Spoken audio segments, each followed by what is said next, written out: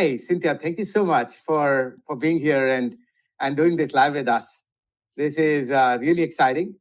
Welcome, Cynthia. It's great to have you here. Hi, Karan. Thank you for having me. Hi, everybody. I'm Cynthia. I'm the head of sales at Simera, head of global sales and evangelism at Simera. Really excited to be here. Thanks to Sprouts.ai for inviting me today. It's going to be a good LinkedIn Live. I love it. Great. Excited to have you. So to start off, right, could you share a bit about your journey in sales and biz dev and what initially sparked your interest in this field? Love it. So my sales journey is exhausting for everybody that's listening out there. I have worked in sales all of my life, and my whole career was commercial real estate. Malls, actually. I was the commercial real estate director for the biggest commercial real estate group in LATAM. And I used to go prospecting door to door. So when the pandemic happened, it made me go upside down, and it took me by surprise because I was laid off in July of 2020, middle of the pandemic, and I really didn't know what to do with my life. So I remember I had a LinkedIn. I think I had like 1,000 connections back then. That was 2020. And I kept seeing, posts on my feed pop up about working remotely, B2B, tech. I had no idea what working in tech was. And I remember that I said, I need a job. I'm willing to do everything. So I started to apply to jobs on LinkedIn. I applied. I remember seeing job posts for sales development representative, an SDR. Fun fact, I didn't even know what an SDR was. So I started applying to jobs like a crazy person. I got a call from a company in Boston. They gave me the job. It sounded like sales, but I really didn't know what it was.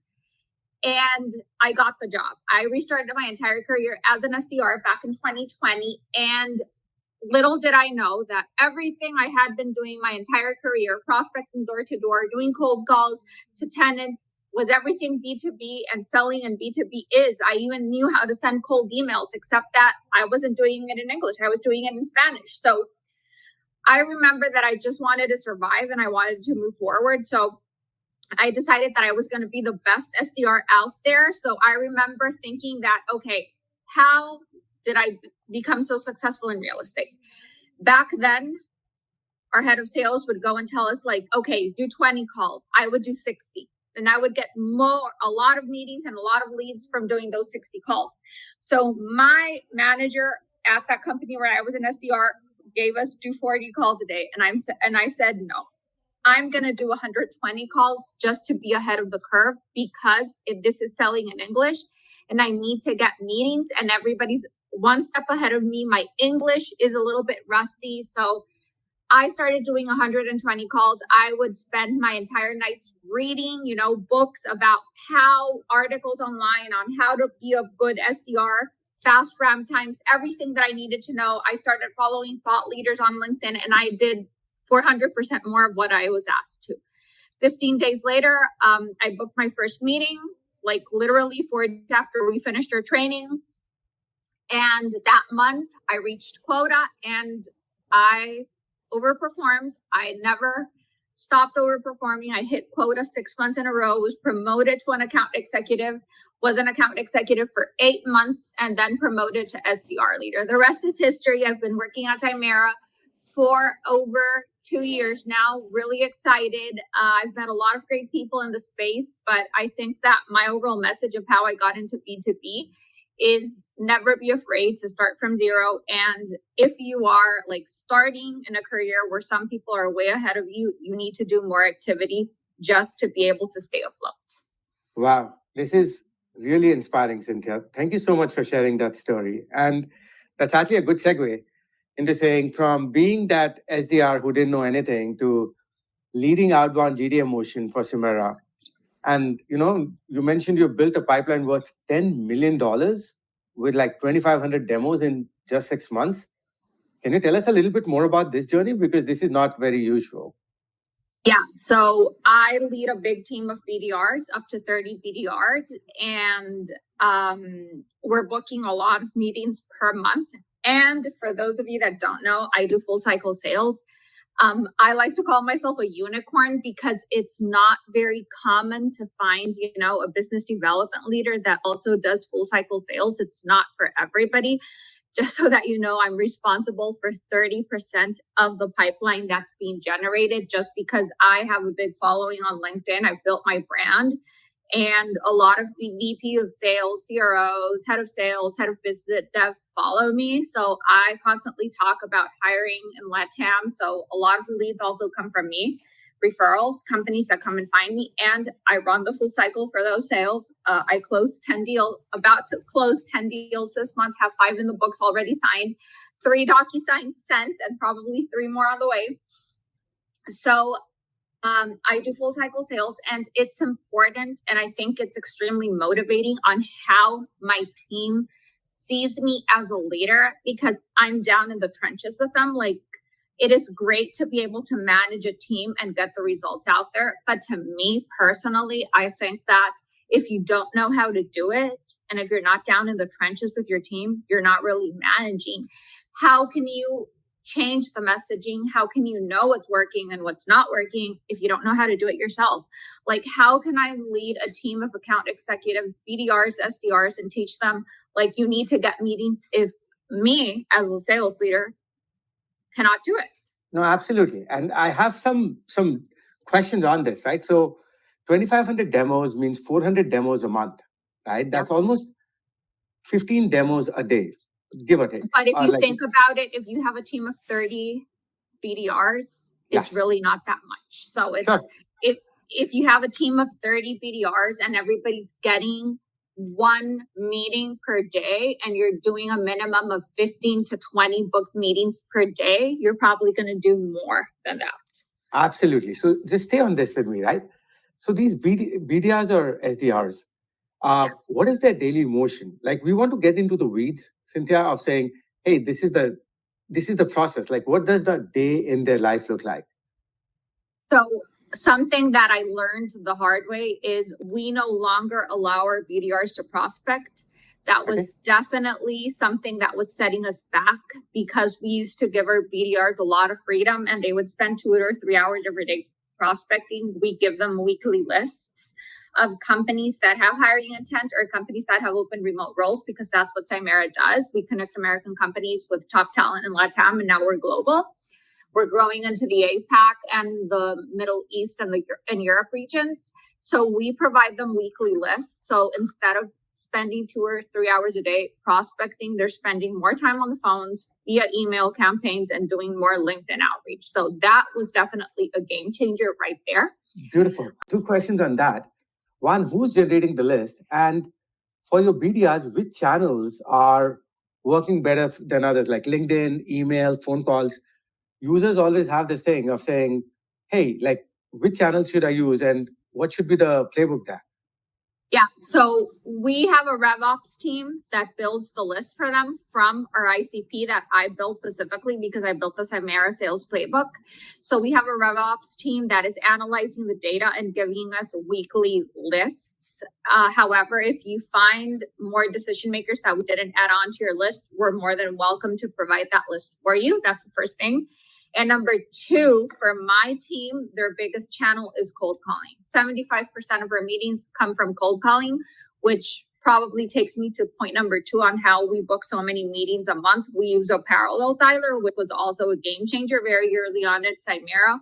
We were doing manual calls. On April of last year, we switched it to a parallel dialer, and it definitely, changed the different with outbound getting so noisy. And because my total addressable market is so good, it's a numbers game. The more we dial, the higher our chances are to get good meetings, just because unfortunately, nowadays, a lot of companies, mobile companies, when you're calling them, they can see if a number's spam, they can trigger it, even if you have local presence. So you're only going to get, if you're calling 200, 300 numbers a day, you're only going to get 10 to 15 people to respond. So unfortunately, it's becoming a lot more noisier. Right. And Cynthia, this is really, really interesting, right? You said like 2 to 3% acceptance rates, guys. And what you're saying is cold calling still works if you really focus on it. Because Yes. I've been talking to a lot of companies and they're like, hey, cold calling does not work anymore. But you're saying that's not true. No. That's totally not true. Like when I see those posts that cold calling is dead, that's not true for me because we book meetings every single day from cold calling. That's our number one channel.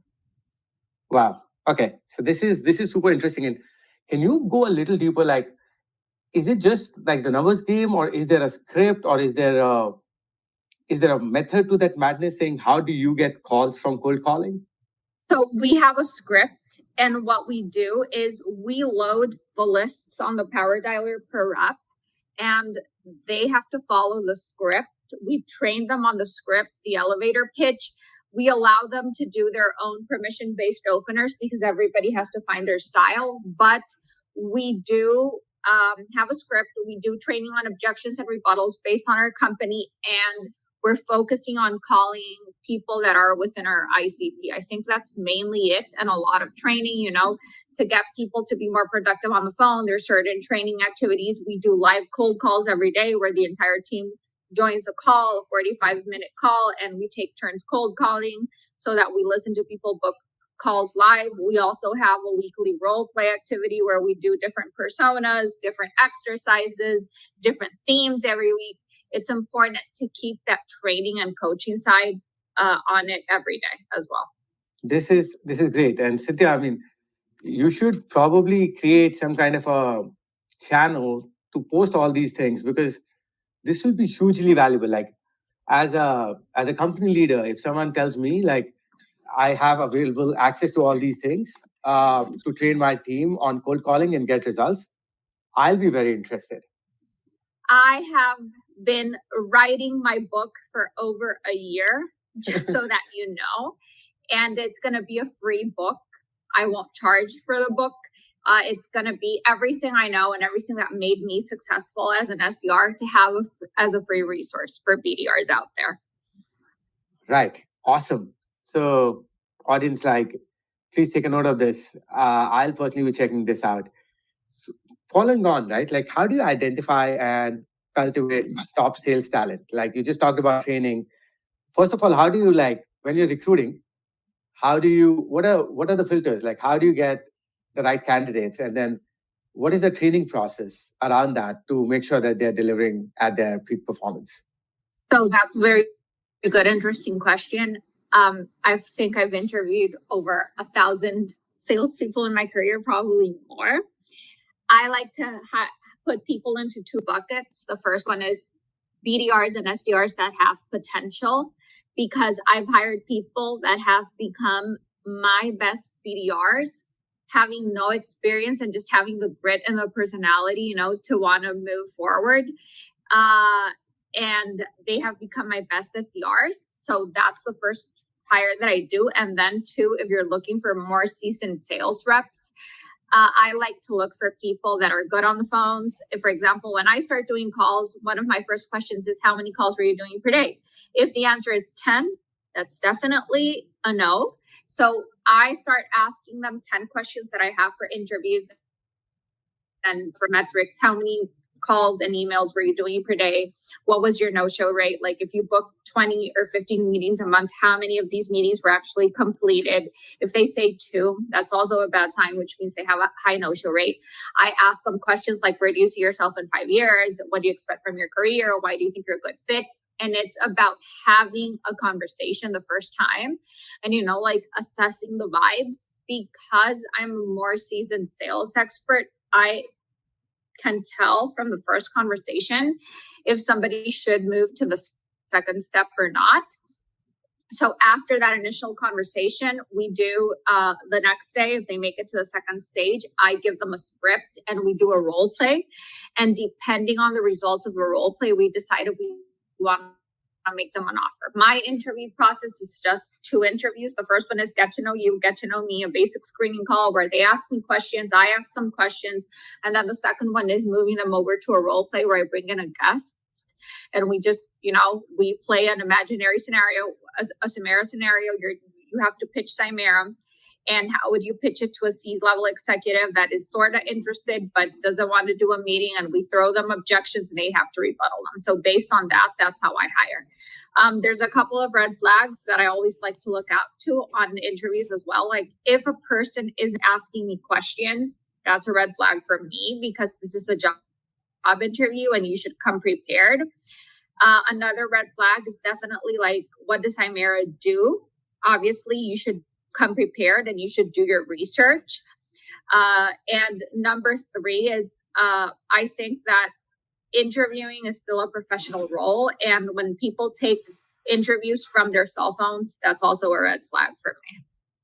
Beautiful. Like these are all such important points. Cynthia, thanks for sharing these.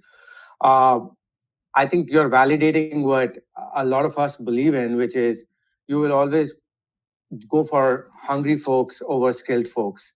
Saying, obviously you want both, but if you had to pick someone who's more hungrier, go getter, you said you can teach them how to be great at what they do.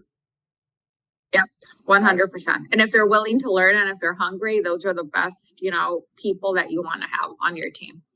Makes a lot of sense. And then once they get in, right? Like now you've identified these guys, you've brought them in. How do you train them? And then they say hire slow, fire fast. So what do you do in terms of saying, okay, hey, we're going to train you, and then what is the slack you cut to them? Like first 3 months, 6 months, what are your benchmarks for that?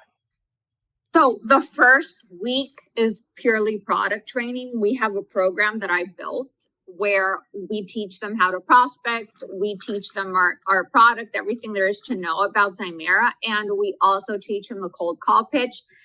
You start taking soft calls on day 4. And then after the first week, which is fully training, there's activities, programs. You also shadow a BDR mentor. It's 5 days full of activities. On the 7th day, you start doing soft calls. So your metrics go up and up. We change your metrics every single day for the next 5 days. And 95% of people book a meeting or 2 on their first week. And obviously there's things that you need to tweak. You obviously, you show them how to qualify a meeting. If this wasn't a qualification, that's the first week. Then the 3rd week, actually, we show them email. I don't show email on the first week because I want them to fully understand the pitch and get comfortable on the phone. And once they're comfortable on the phone and booking meetings on the phone, and LinkedIn, because we do LinkedIn and calls on the first week, I go into email on the 3rd week. That's how I do it. If you're not successful on the phone, you will not be able to juggle email just because it's a whole different thing. So we probably takes 2 weeks, go full on in email. Normally ramp time with my PRs to be fully productive is 30 to 60 days. Right. And just on this, right? Like when you're training them on cold calling, and are there any tools you guys use, or is this like what is the process? Like who's doing those role plays with them? Who are they following? And then I'm the official trainer. More details. Yes, I train. I train every BDR, and the tools that we use, obviously Slack is our main communication tool. We also use, obviously, Kixie as a parallel dialer, which, as I mentioned, has helped your team a lot. We also use Apollo, and we use QuickMail for email. But QuickMail access is provided until week 3 or 4, and you're fully ramped up on the phone. We also have resources. I'm a huge believer of Jeb Blount, the founder of Fanatical Prospecting and who wrote the book Fanatical Prospecting. So everybody that works with me gets a free copy of Fanatical Prospecting. We also buy them courses and certifications just to help them, get a little bit of knowledge on the side. Those are the tools that we use. Awesome. So guys, Fanatical Prospecting, if you don't have that, definitely take a look. I will. I have not read that before. So thanks, Cynthia, for mentioning that. Now, in that, right, like discovery calls, like you said, qualifying calls. Another big pain point. A lot of people have this thing of saying, hey, our team is not great at doing qualifying calls. So how does one become really good at qualification?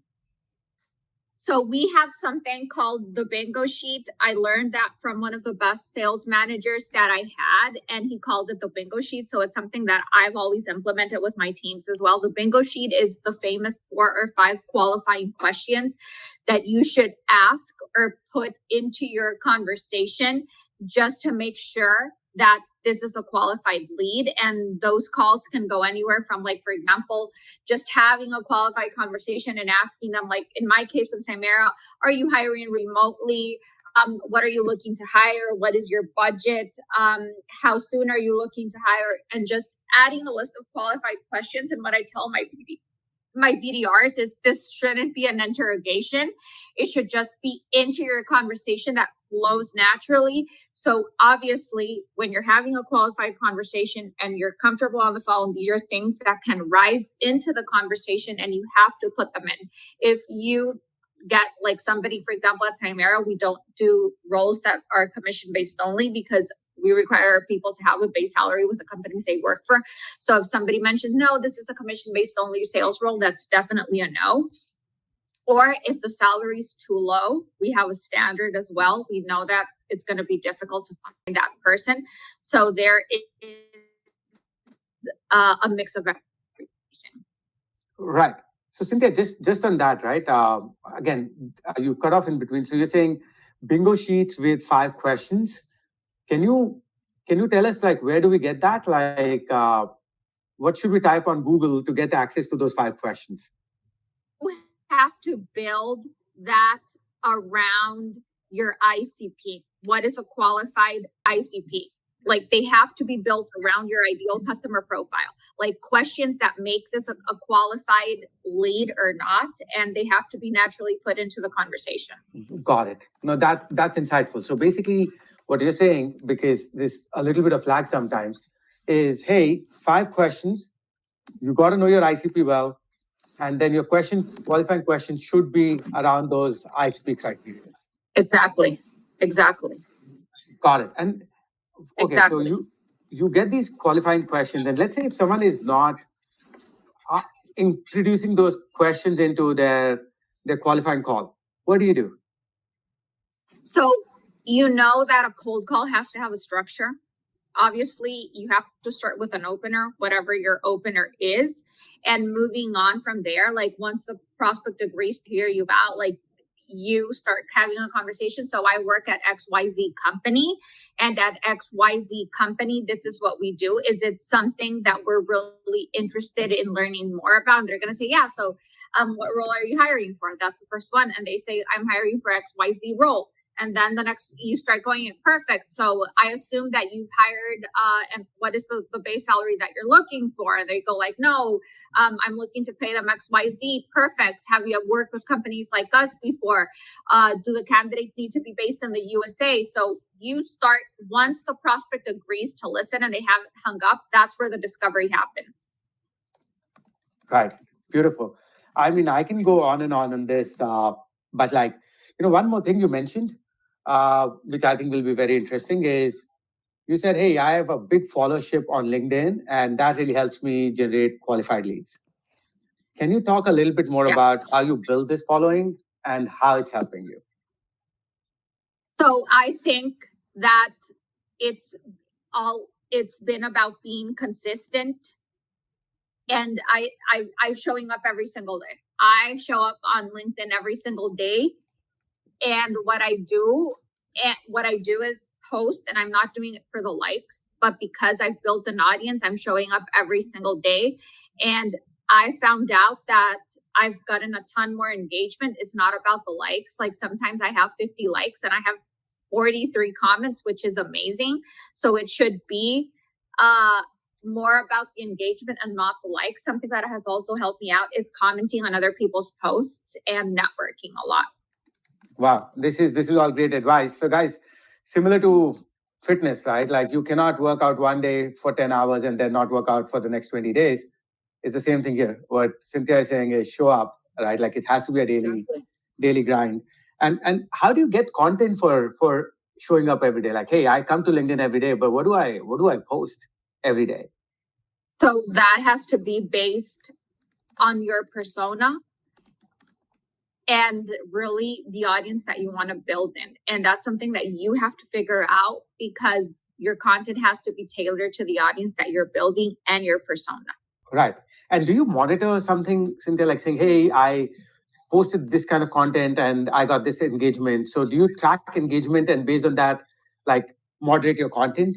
Or you're like, no, I'll keep doing what I'm doing and sometimes it'll be a hit, sometimes. No, I do track engagement based on posts that are more successful than others. I think that my posts that get the most likes are really personal posts that people can relate to.